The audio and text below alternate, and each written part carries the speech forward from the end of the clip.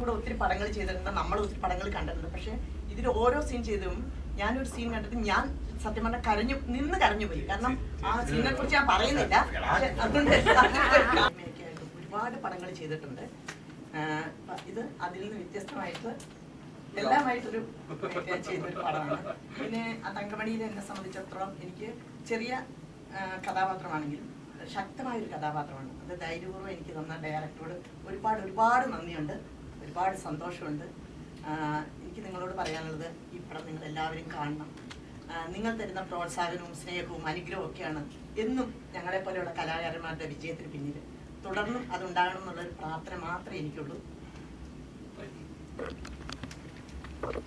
നമസ്കാരം. ദിലീപേട്ടനോട് രണ്ടാമത്തെ മൂവിയാണ് വോയിസ് ഓഫ് സത്യൻലാൽ കഴിഞ്ഞ തങ്കമണി. ദിലീപേട്ടൻ്റെ ഒരുപാട് സിനിമകൾ കണ്ട് ഒരുപാട് ചിരിക്കുകയും അതിൻ്റെ ഡയലോഗുകളൊക്കെ പറഞ്ഞ്